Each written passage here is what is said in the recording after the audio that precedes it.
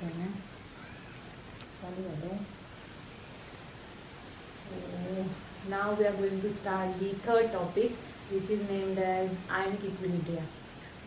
In 11th standard, we have studied chemical equilibrium. Equilibrium is the condition for a reversible reaction in which rate of forward and reverse reaction is equal. So now we are going to discuss about ionic equilibria. So there are some substances, when dissolved in water, they form corresponding ions, completely or partially. And when such kind of reaction takes place, it is called formation of ions or ionization. And during the formation of ions, if some of the substance remains unionized, then there is establishment of an equilibrium, and such equilibrium which is formed due to the formation of ions and some unionized species is called ionic equilibria. So the substances which forms ions when dissolved in water are called electrolytes.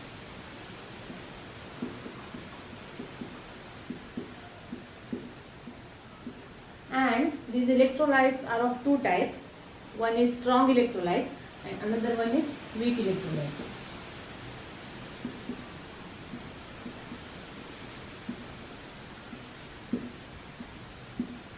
Now that you know, electrolytes forms ions when they are dissolved in water.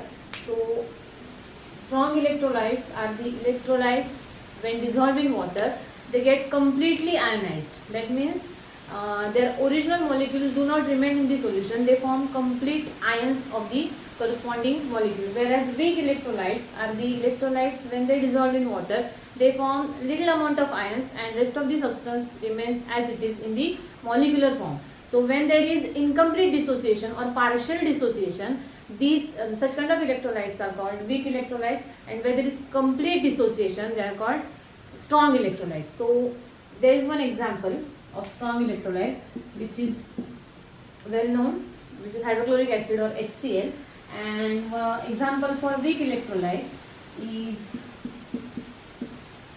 NH4OH, which is considered as a base. So why is it called strong electrolyte or weak electrolyte? When HCl dissolved in water, it gets completely ionized and forms ions. So we can write dissociation of HCl like this. When HCl gets dissociated, it forms H plus and Cl minus. These are the two ions which are formed, and there is no molecule of HCl remain in the solution. But when NH4OH or ammonium hydroxide dissociates, it forms NH4 ion and OH minus ion, but there present molecule of NH4OH. That means it does not get completely dissociated into NH4 plus and OH minus. If you take the solution of ammonium hydroxide or NH4OH, you will get ammonium ions, hydroxide ions as well as NH4OH molecule. But if you take the solution of hydrochloric acid, you will get only H plus ions and Cl minus ion. There will be no molecule of HCl. That is called complete dissociation. And substances which gets completely dissociated are strong electrolyte. And if this is the acid, it is called strong acid. This is the base, but electrolyte is weak electrolyte, therefore it is called weak base. So you can make the difference between dissociation of strong electrolyte and weak electrolyte. I have used the forward arrow while writing the dissociation of HCl. Being a strong electrolyte, it gets completely dissociated. So I have written the forward arrow because there is no HCl remain. And in case of NH4OH being a weak electrolyte, dissociation is partial. That means there present NH4OH, NH4 plus and OH minus. So I have written the reversible arrow. That is the difference between complete dissociation and partial dissociation. So whenever there is partial dissociation, equilibrium established, and such equilibrium is called ionic equilibrium. Next term which is used in equilibria is degree of dissociation, and it is denoted by letter alpha. So degree of dissociation is a fraction of number of moles dissociated of an electrolyte out of the total number of moles. So it is written as alpha is equal to number of moles dissociated out of total number of moles. So it is a fraction of number of moles dissociated out of total number of moles. That means if all the number of moles which are present gets dissociated, then the value of alpha will be equal to 1, and that is possible only for strong electrolytes because almost all the ions gets dissociated. But in case of weak electrolytes, out of total number of moles, very little amount of substance gets dissociated, and therefore value of alpha will remain always less than 1 for weak electrolyte. So this degree of dissociation alpha is used for the dissociation of electrolyte, whether strong or weak. If it gets completely dissociated, value of alpha will go on increasing. It can increase up to 1. Value of alpha will never be greater than 1. So we will see the relation between concentration of ions and alpha. So if a substance gets dissociated into its corresponding solution, then it forms two types of ions. One is cation, another one is anion, and the concentration of that ion can be calculated by using the formula alpha into C, where C is the concentration of electrolyte and alpha is its degree of dissociation. By using this formula, you can find out the concentration of any ion of an electrolyte. So consider the ionization of HCl, H plus and Cl minus ion. So you can calculate the concentration of hydrogen ion or the concentration of Cl minus ion. By using this formula, you must know the value of alpha, which is degree of dissociation, and you must know the concentration of the HCl solution, which is given. So by knowing the concentration and value of alpha, you can find out the concentration of each ion present in the solution. That is the relation between concentration and degree of dissociation. From this topic is the concept of acids and bases. So as we know that acid is a substance which tastes sour, or base is a substance which form foam. But there are some different properties of acids and bases, such as you may define acids as the substance which show pH value less than 7, or base is a substance which shows the pH value greater than 7. But these are not supposed to be the definitions for acids and bases. Acids and bases can be defined on the different theories. So first theory for the concept of acids and bases is Arrhenius theory. Second one is Lowry-Bronsted theory, and third one is Lewis theory, or even called Lewis theory. So acids and bases can be defined by three different ways depending upon these three different theories. The recent or most advanced concept of acids and bases is depending upon the Lewis theory. So one by one we will see what exactly the meaning of acids and bases depending upon these different theories. Okay. So according to Arrhenius theory, acid is a substance which contains hydrogen ion, or when dissociated it gives hydrogen ion. So basically Arrhenius theory deals with the hydrogen ion and hydroxyl ion. The substance which donates hydrogen ion on dissociation or when dissolved in water is called acid, or the substance which contains OH minus ion and or when dissociated in water it gives OH minus ion is called base. So for example, if we consider earlier the dissociation of HCl as H plus and Cl minus, or one more acid which is well known and it is also used in vinegar, which is acetic acid. So when acetic acid dissociates, formula for acetic acid is H2COH. When it is dissociated, it gives CH3COO minus, which is acetate ion and hydrogen ion. So this is supposed to be weak acid, and you know that weak acid dissociates partially, therefore you have to use the reversible arrow and not the forward arrow. So that means when HCl is dissociated, it completely gives H plus and Cl minus ion, but when acetic acid dissociates, it gives acetate hydrogen ions as well as original molecule of acetic acid, that is called partial dissociation. So these two are the acids because they give hydrogen ion on dissociation, and this exactly is the concept of Arrhenius acid. The substances which on dissociation give hydrogen ion are called Arrhenius acids. So basically when defining acids, we have to consider hydrogen ions for the Arrhenius concept. Now according to Arrhenius concept, base is a substance which donates OH minus ion. So for that we can consider the well known base, which is NaOH, and being a strong base, it dissociates completely. So we are using only forward arrow. It dissociates as Na plus and OH minus. So whenever NaOH is dissolved in water or when ionized, it gives Na ion and OH minus ion. There will not be any molecule of NaOH. So this is considered as a strong base, and because it gives OH minus ion, it is Arrhenius base.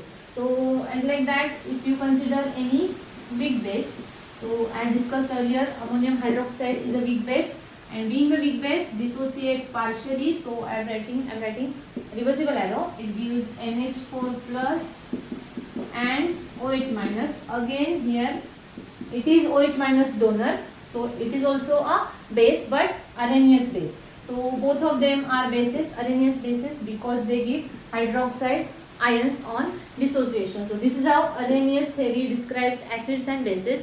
According to this theory, substance which gives hydrogen ion on dissociation is called acid, and substance which gives hydroxyl ion on dissociation is called base. So these are Arrhenius acids and Arrhenius bases. But there are some substances which on dissociation do not give any hydrogen ion or do not give any hydroxide ion, but still they are called, they behave like acids and bases. So such kind of acids and bases are not explained by Arrhenius theory. So for that we have to discuss one more theory, which is Lorry-Bronsted theory.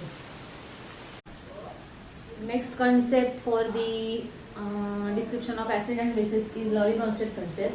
According to Arrhenius concept, we have discussed that the substance which donates hydrogen ion is acid and the substance which donates hydroxyl ion is base. But there are some bases, well-known bases, which do not have any hydroxyl ion but still behave as a base, and best example for that is ammonia, which is NH3. We all know that ammonia behaves as a strong base. So if there is no hydroxyl ion in ammonia, how it can be defined as a base? So according to this theory, Lorry-Bronsted theory, substance which donates H plus ion is considered as acid, and the hydrogen ions which are donated by acid are accepted by a species which is called a base. So basically it is a formation of acid and base pair. So when a substance donates hydrogen ion, it is called acid, and the pair which is hydrogen ion which is donated by acid is accepted by a species, that is called a base. So if we consider the pair between NH3 and HCl, here ammonia being a base accepts hydrogen ion, and acid HCl, which we know that it is H plus donor, so it will donate hydrogen ion, and hydrogen ions which are donated by HCl are accepted by ammonia, and therefore it is H plus acceptor.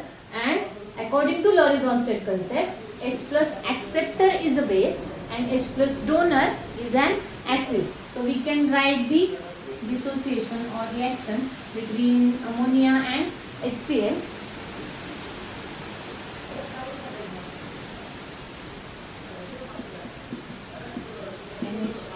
Plus and Cl minus. Here if you consider the HCl as acid, it donates hydrogen ion and therefore it forms Cl minus ion, and ammonia accepts hydrogen ion, therefore forms NH4 plus ion. So this is the dissociation of NH3 and HCl. Here NH3 behaves as a base, it behaves as an acid. Here Cl minus is formed by the HCl by donating hydrogen ions, so it is a base and this one is acid. If you consider the forward direction, NH3, which is a base, is getting converted into NH4 plus because it accepts hydrogen ions. So it is considered as a base because it accepts hydrogen ion. If you consider the reverse direction, here if you consider the reverse direction from NH4 plus to NH3, NH4 plus has donated hydrogen ion, therefore it is acid, and this is the pair of acid and base. Here if you consider HCl and Cl minus, so this is the another pair of acid and base. Here HCl in the forward direction, HCl is getting converted into Cl minus, that means HCl has donated hydrogen ion and therefore acid. But if you consider the reverse direction, Cl minus has accepted hydrogen ion and therefore it is a base, and this pair of acid and base is called conjugate acid base pair.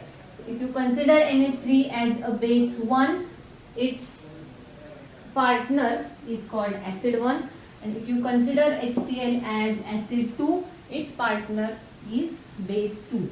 So such pairs are called conjugate acid base pair. In this kind of reaction, we have studied one substance which accepts hydrogen ion and another substance which donates hydrogen ion. So Lorentz concept is based only upon the H plus ion. Donor is acid, H plus acceptor is base. That's all about the Lorentz concept. It speaks only about the hydrogen ion donor and hydrogen ion acceptor. The last and most advanced concept for the acids and bases is Lewis theory or Lewis concept. This concept is based on electron pair. So according to this theory, the electron pair donor is called base, and the pair which is donated by a species, which is accepted by a species, is called acid. So electron pair donor is base and electron pair acceptor is acid. If the substance do not possess any hydrogen ion and it acts as an acid, that means it is a Lewis acid because it may accept electron pair which is donated by a base. So if you consider the simple example of HCl and ammonia, here you know that HCl is Arrhenius acid as well as Lorentz acid because it contains H plus ion and they are donated in the solution. But if you consider Lewis concept, according to this concept, HCl acts as Lewis acid because it accepts electron pair which is donated by the nitrogen which is present in ammonia. So basically here in ammonia, nitrogen carries a lone pair and it is ready to donate, and therefore when nitrogen donates its lone pair to a species, it behaves as a base. Therefore ammonia here is Lewis base. It donates the electron pair and this electron pair is accepted by the hydrogen here, and therefore the substance which is formed, you all know, is NH4Cl. In this particular reaction, the electron pair is donated by nitrogen and accepted by hydrogen, and there is a formation of bond between nitrogen and hydrogen which is called coordinate bond, which will be discussed further in the next topic, which is coordination compound. But now, for now, the compound which is formed by the combination of HCl and NH3 is NH4Cl. In this particular compound, nitrogen is bonded to 4 hydrogens. Out of these 4 hydrogens, 1 hydrogen is bonded with nitrogen because of donation of lone pair to the hydrogen, and that kind of substance which is called a base, and this is acid because it's accept electron pair. So depending upon the Lewis theory, substance which donates electron pair is a base and which accepts electron pair is an acid. One more example can be given, which is of BF3. BF3 is normally considered as an acid, or you can consider aluminum trichloride AlCl3, which also acts as an acid, but there is no hydrogen. The earlier two concepts, which are Arrhenius concepts and Lorentz concept, both the concepts speaks about the acid which is a substance having hydrogen ion or which donates hydrogen ion. But if you look at this compound, which is boron trifluoride, or if you consider aluminum trichloride, both of them acts as an acid, but there is no hydrogen. Then why are they called acids? For this you have to use the Lewis concept. When such substances are treated with the substance which carries a lone pair, then this lone pair of electron is donated to them, and because they accept the electron pair, they are acids, but particularly they are Lewis acids. Here there is a formation of bond between BF3 and nitrogen, and it is given by arrow because electron pair is donated from nitrogen to BF3. So this is what called coordinate bond, and the Lewis acid and Lewis bases. So basically the concept Lewis theory speaks about the acids and bases which are electron pair donors and electron pair acceptor. So this particular reaction is only depending upon the transfer of electron pairs. One is donor, another one is acceptor, and this is considered as the most advanced concept for acids and bases. The next point is amphoteric nature of water. As we have seen the definition of acids and bases depending upon the three different concepts. So water is a substance which behaves as an acid or a base because water can donate hydrogen ion or water can donate hydroxyl ion. We know the formula for water, which is H2O, and it is written as HOH because it donates hydrogen ion, it is an acid. Because it donates hydroxyl ion, it is base also. So such kind of behavior of water is called amphoteric nature. Here ampho means both. So if it behaves both the behaviors, which is acids or bases, it is called amphoteric nature of water. Now if water reacts with acid, it acts as a base, and when it reacts with base, it acts as an acid. We can consider this reaction when water reacts with well-known acid, which is hydrochloric acid or HCl. Being strong acid, here water behaves as a base, and because it is a base, it will form a different species. So look at the reaction here. It is the reaction between H2O and HCl. Here water is a base, so it will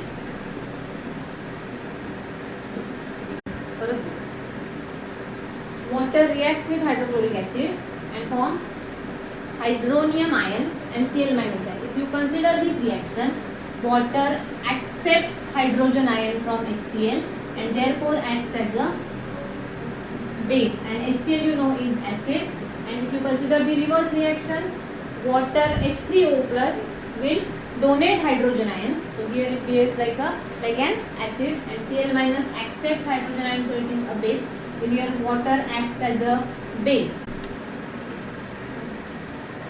When water reacts with a base, it acts as an acid.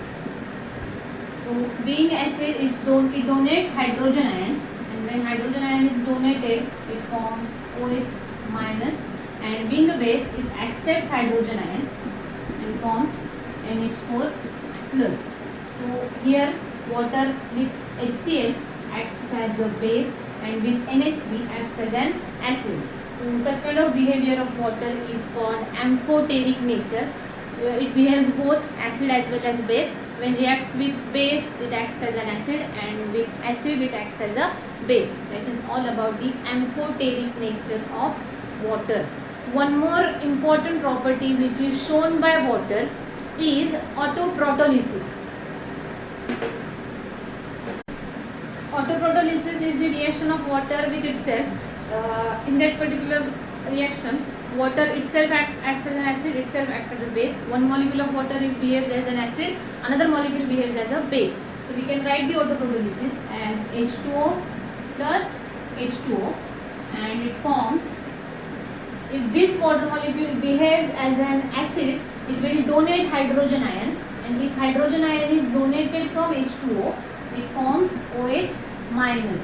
So this molecule has donated hydrogen, so this is acid, and one which is formed by it is a base, and hydrogen which is donated by this molecule is accepted by this molecule, therefore this is base, and when the hydrogen is accepted by this water molecule, it will form H3O plus. This is called hydronium ion, and if the base accepts hydrogen ion and forms hydronium ion, then hydronium ion will donate hydrogen to form H2O, therefore it is acid.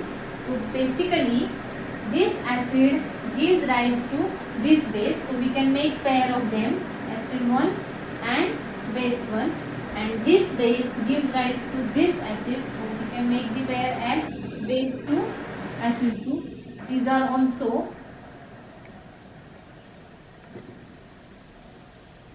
conjugate acid base pairs. And such kind of ionization of water where water itself acts as an acid and base is called autoprotolysis of water. So that's all about the some basic concepts which are used in ion equilibria. We have studied electrolytes, then strong electrolytes and weak electrolytes. Then we have discussed about the degree of dissociation, which is alpha, And then we have seen the most important concept, which is acid and bases, depending upon the three different theories: Arrhenius theory, Lowry-Bronsted theory, and Lewis theory. So that's all for the introduction part.